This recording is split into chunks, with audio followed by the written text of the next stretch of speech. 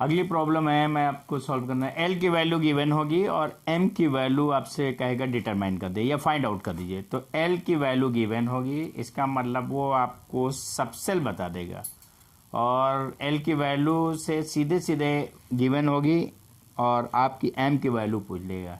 L की value given होगी तो उससे आप सबसेल पता चल जाएगा, और सबसेल के अंदर आपको डिफाइन करना है कि उसके अंदर ऑर्बिटल कितने हैं। एम की वैल्यू कितनी होगी, इसका मतलब वो आपसे पूछना चाह रहा है कि ऑर्बिटल कितने होंगे।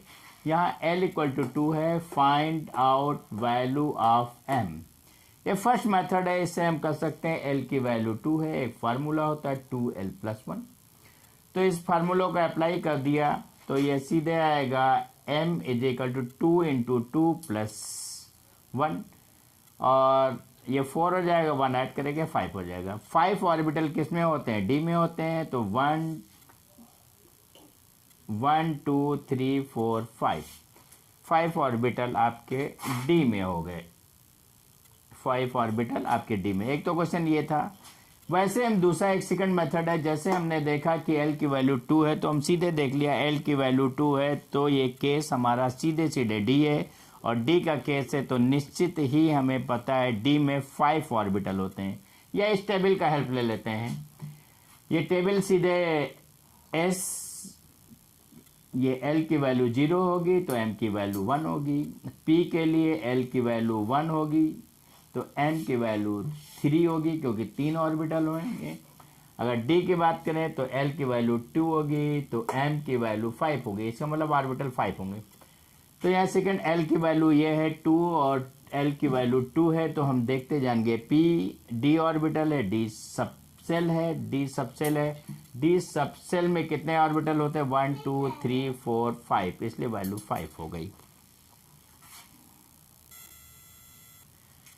नेक्स्ट आपकी प्रॉब्लम है L की वैल्यू 3 है, तो find out value of M।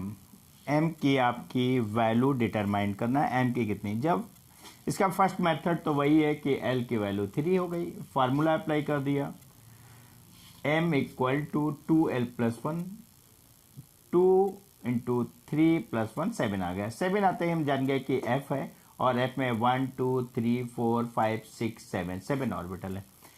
या सेकंड मेथड इसको हम अप्लाई कर सकते हैं। हम सीधे सीधे देखा L की वैल्यू 3 है तो हम सीधे इस टेबल से ही देख के सीधे हम चाहते थे 1 सेकंड के अंदर क्वेश्चन को आंसर दे सकते थे, और M की वैल्यू 7 होगा। अगर ये हमें टेबल याद है तो हमें कुछ भी नहीं करना होता, सीधे हम टेबल को देखेंगे और फटाक से आंसर हम कर देंगे।